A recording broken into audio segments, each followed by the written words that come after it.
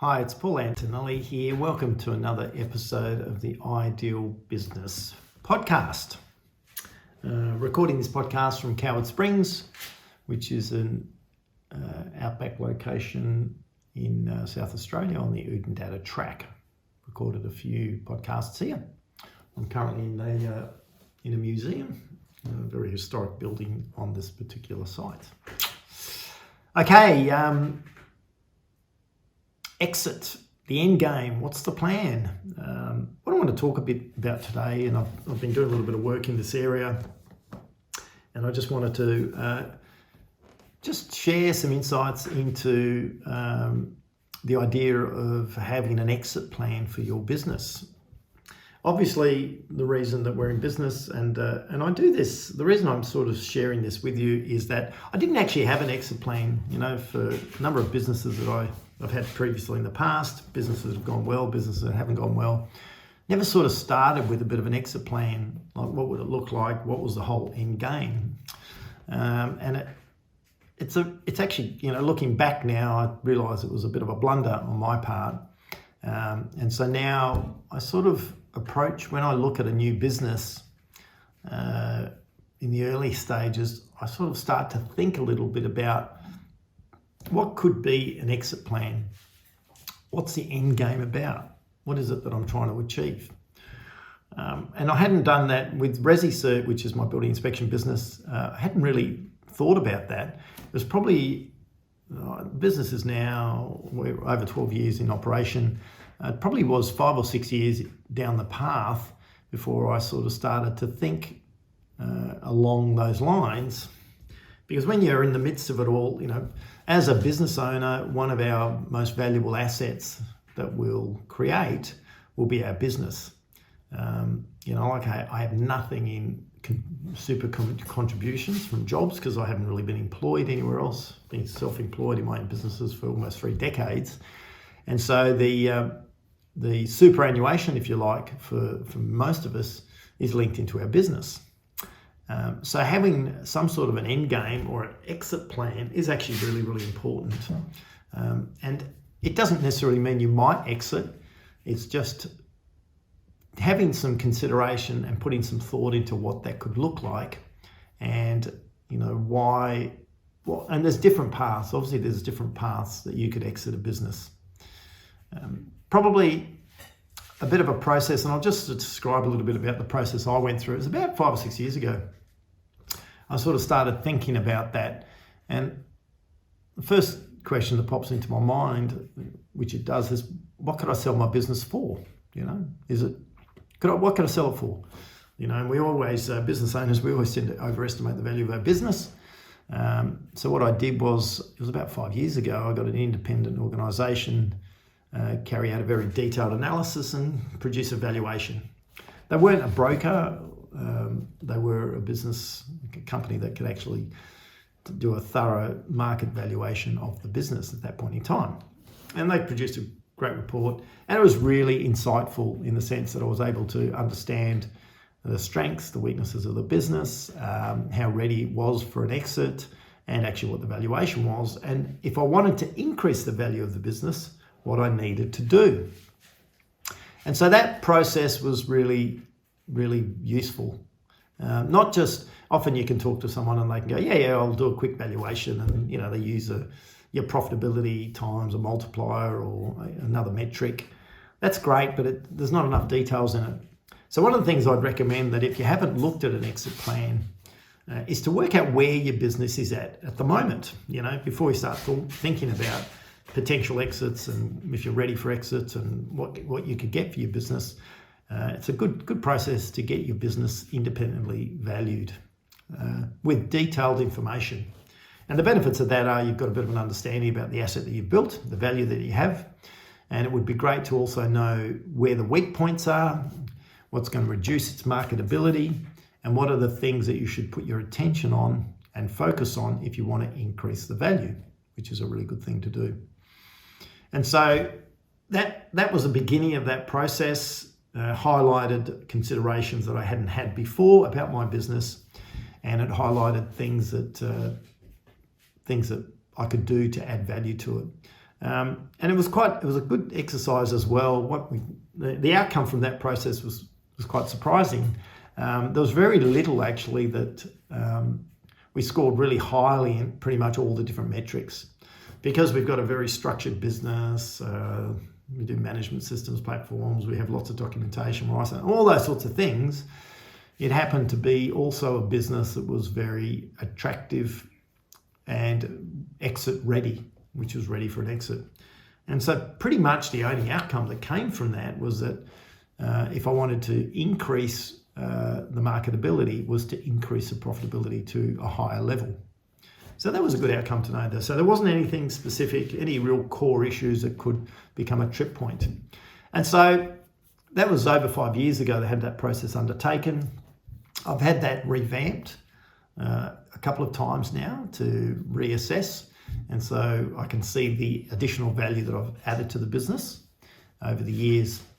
And what happens when you start developing this exit plan approach or an idea or an end game approach or an idea, even if it's, you might say, no, I've got 20 years, I've got a long way to go with that. That's fine. It doesn't mean you're necessarily going to exit, but it does create a different filter for you when you're looking at what you're doing in your business. And what I mean by that is that whenever I looked at, from that point on, I sort of started understanding that things that could increase the marketability or the saleability or the price I could get when I eventually would sell my business. And so every time I'd look at an improvement, look at an innovation, look at some strategy, I would put that filter on, is that going to increase the value of the business? Is it going to increase marketability? Is it going to make the business more valuable? And that would be another tick box that would actually help me decide and say, well, it would do. So some examples were, we had to go through a process of rebranding. Very, very costly exercise for any business. I mean, we were a national business. And it became pretty clear that, it was a very tired looking brand. It wasn't professional. The imagery wasn't great. So I looked at that and went, well, yeah, it's going to cost us, tens of thousands of dollars to go through this process. Is that going to increase the value of the business? And I looked and went, yeah, it will do. Absolutely, it will do. And so then it was an easier decision to make because it was one of those pieces that would have an eventual benefit outcome, even though in the interim it might not have much of an outcome at all. And so new systems or investment in processes or software applications, all those sorts of things, potentially applying and securing awards, makes your business very attractive. So it's just a really good way to have another filter of looking at where you apply your resources, where you spend money, and what's worth doing in your business and what's worth probably not getting too excited about at all in your business. And so they're having a bit of a plan. And you might go, the idea for me, and this is just my personal preference, is I want to have a business that is exit ready at any point in time. It's a really good way to run and operate a business, to get it to a point where it's exit ready at any point in time. So you could actually go, all right, I've sort of had enough. In the next 6 months, I want to sell my business, or in the next 3 months, or in the next year. So, because often what you'll find is that when you want to sell your business, you might be at that point of had enough, or a situation comes up in your personal life, or some personal event, or you just want to change direction and you go, look, I'm really had enough, I want to exit. You might find that there's a little bit of work that needs to be done. So it might actually be 1 or 2 years worth of work or transition or process in order for you to get an optimal outcome. And it's true, look, any business you can sell at any point if the price is right. Obviously if it's priced very competitively, it's probably easy to sell if it's an attractive business that someone wants. But effectively, to get an optimal outcome, the best outcome from the exit of your business, you want to have put everything in place so that it is what you would call exit ready. And at any point in time, you could go, yep, this business is exit ready. If I wanted to sell it, I could sell this business because I've got all the boxes ticked. There's always some work to do and there's always some things you may change, but nothing major. And so that was 5 years ago, and over the following years, we've made some improvements, and I continue to look at that. And the value of the business from 5 years ago to now has increased sixfold based on the last valuation that we've done, which is substantial. It's a major difference. And what's really assisted in that is being very clear about what were the things that would increase the value of my business and what were the things that wouldn't really have much impact at all. And that's enabled us to sort of stay focused on that process and understand that. And it becomes, it's a great position to be in. You know, the ideal place to be with any business is that it's a great business, it runs really well, you love it, it's profitable, it's sustainable, and you don't care whether you continue to own it or you sell it. It's a great place to be. In the last, for ResiCert, in the last year, I've had, I think it's been now 5 unsolicited approaches from people out in the marketplace who are interested in ask me a simple question, you know, would I be interested in selling the business? Which is interesting. It's a good sign when you're getting people from different segments of the market come to you, because that's probably indicates that your business is in a pretty strong and pretty good position. But I'd probably suggest that doesn't happen by accident, and it's a deliberate process which starts with probably as the business owner going, okay, I want to be exit ready. I want to have a business that I can sell at any point in time, even though I don't, you know, I might be wanting to run and operate and own the business for another decade, another 15 years, whatever it is. But having a business that is exit ready and having a bit of a plan as to what you want to look like, and even thinking a little bit about who would you sell the business to.